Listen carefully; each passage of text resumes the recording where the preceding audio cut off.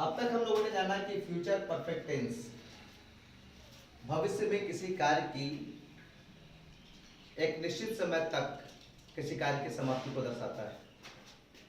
Future perfect tense भविष्य में किसी निश्चित समय तक कार्य की समाप्ति को दर्शाता है। तो इस विशेष पर कुछ ऐसे भी एडवर्ब्स और एडवर्बियल फ्रेज हैं जो फ्यूचर परफेक्ट टेंस में यूज किए जाते हैं। वो ऐसे एडवर्बियल फ्रेज हों जो कि भविष्य में कार्य की समाप्ति को एक निश्चित समय तक दर्शाते हैं। Okay, so now we are going to get about that adverbs or adverbial phrases that can show the finish of an action by a certain time in future. Okay.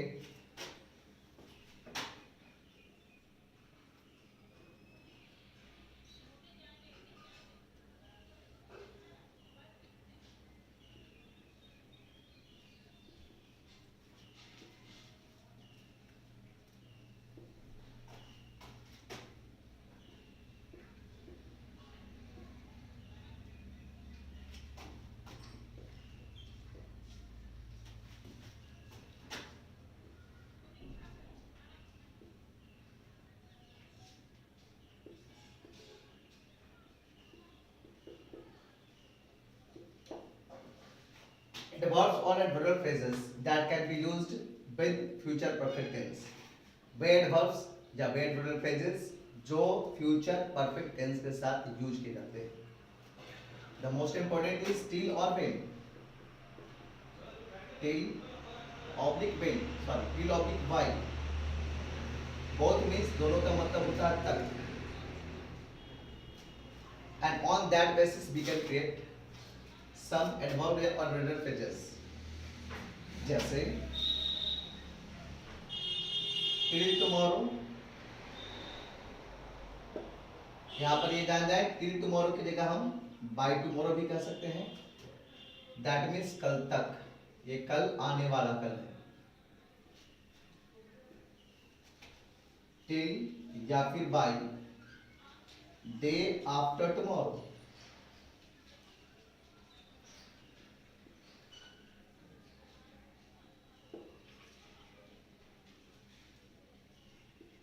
That means परसों तक.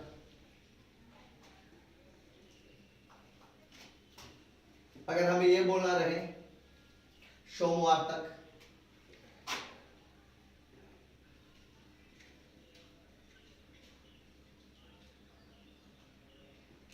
From back side to front side भी हम cross side पीछे से आगे की ओर बढ़ाते हुए लोग बनाएंगे तक के लिए टिल या फिर बाय, और सोमवार के लिए Monday. The first letter of day और मंथ शुड बी कैपिटल. पहला लेटर जो दिन और मंथ का होता है वो कैपिटल होना चाहिए. सेम वे रविवार तक,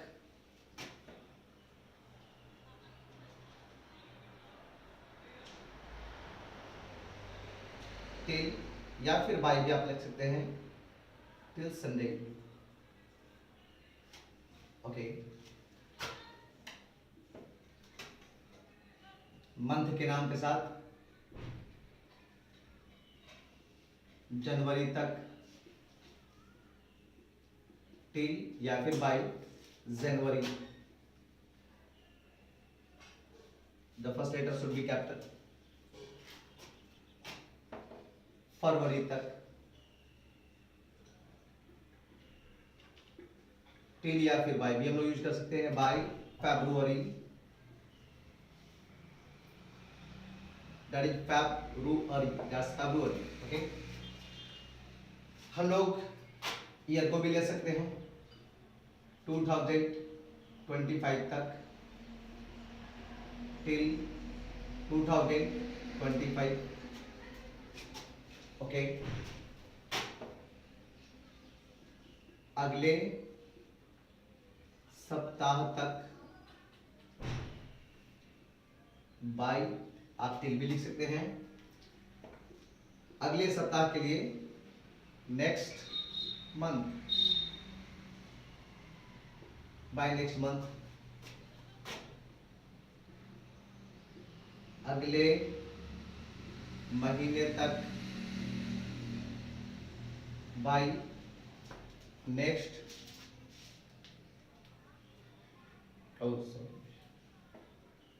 सप्ताह के लिए हम लोग यहाँ वीक का यूज करें, अगले महीने तक, बाय नेक्स्ट मंथ,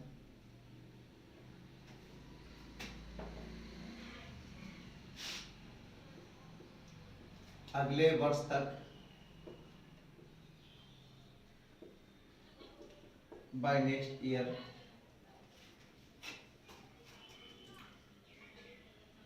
सम मोर, कुछ और भी एडवर्ब फ्रेजेज हैं जो हम लोग यूज करेंगे अभी।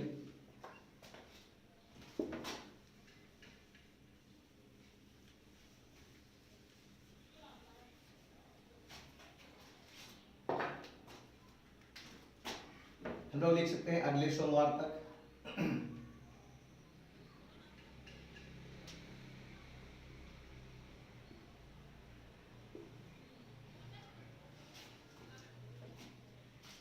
यहां हमें कुछ ध्यान देना होगा। अगले सोमवार तक, तो तक के लिए आप बाय या टिल लिखें, लेकिन अगले सोमवार के लिए आप नेक्स्ट मंडे नहीं लिख सकते, इट इज रॉन्ग, ये गलत है। सही क्या है? By Monday next, by Monday next होते हैं, बाय संडे नेक्स्ट होते हैं, but by next Monday, by next Sunday is wrong. Same thing with the month, अगले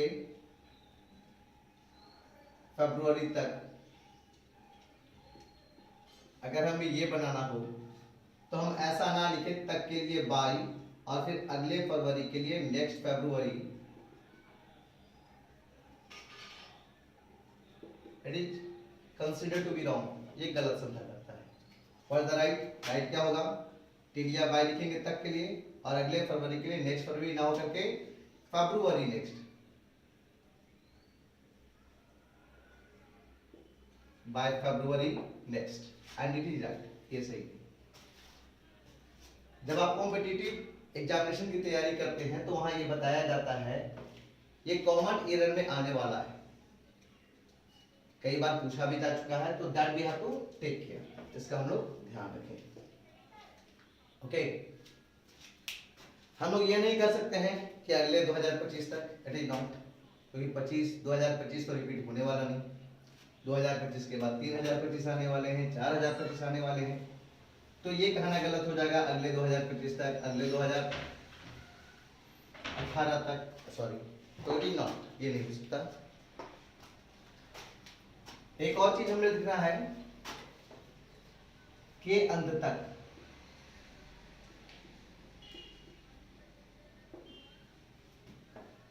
बाय द एंड ऑफ। इस बेसिस पर भी हम कुछ एडवर्ब फ्रेजेस को हम क्रिएट करते हैं। जैसे अगर आता है सोमवार के अंत तक,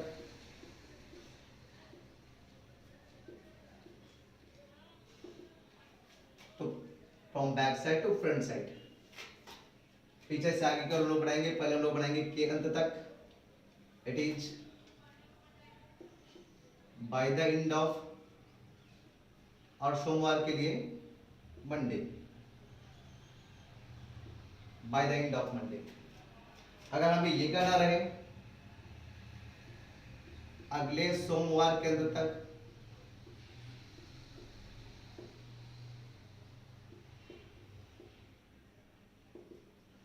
तो हम लोग पहले बनाएंगे के अंत तक, बाय द एंड ऑफ, और अगले सोमवार के लिए फिर से मैं बोलूं नेक्स्ट मंडे नहीं बल्कि Monday next, bye the end of Monday next. Okay, अगर हमें बनाना रहे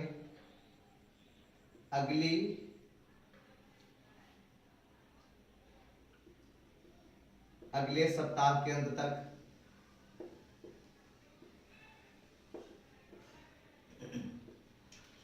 तो हम लोग पहले बनाएंगे के अंत तक, बाय द एंड ऑफ। अगले सप्ताह के लिए हम लोग बनाएंगे नेक्स्ट वीक। कुछ मैं बोल रहा हूं वो आप चाहे तो नोट डाउन कर लें। अगले महीने के अंत तक, by the end of next month. अगले वर्ष के अंत तक, by the end of next year. अगर आता हो इस वर्ष के अंत तक,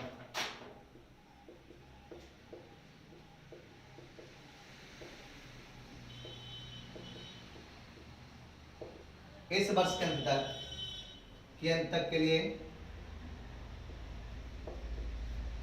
बाय द एंड ऑफ, इस वर्ष के लिए दिस ईयर, सेम वे। इस सप्ताह के अंत तक by the end of this week, अगले वर्ष के अंत तक by the end of next year. Okay, लेकिन अगर हमें ये बनाना रहे अगले 6 महीनों के अंत तक,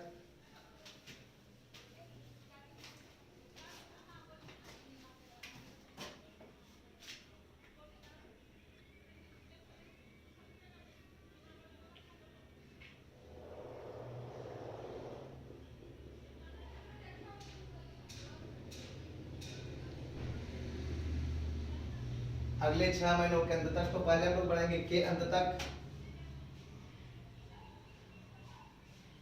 बाय द एंड ऑफ, अगले 6 महीने के लिए हम लोग बढ़ाएंगे नेक्स्ट 6 मंथ्स। दिन के नाम और महीने के नाम ये रिपीटेड होते थे, इनके बाद आता है next, but it is not a repeated time, तो इनके पहले आने हैं नेक्स्ट। तो bye the end of next 6 months, okay, अगले 6 महीनों के अंत तक। अगर आता अगले 5 वर्षों के अंत तक,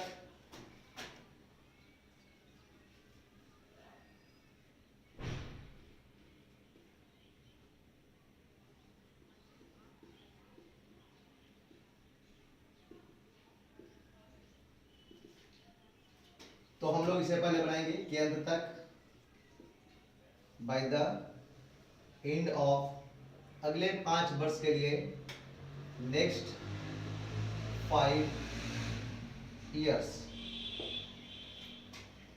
5 years is not a repeated time, 6 months is not a repeated time, ये रिपीटेड होने वाली टाइम नहीं है, इसलिए इनके पहले आने हैं next. But January, February, Sunday, Monday ये रिपीटेड टाइम है। हर 6 दिन के बाद 7वां दिन अपने को दोहराता है, हर 7वां दिन मंडे आएगा, उसके बाद के 7वें दिन मंडे आएंगे। हर 12 महीने के बाद 13वां महीना अपने आप को दोहराता है, 13 जनवरी के बाद 13वां महीना फिर से जनवरी आने वाला है।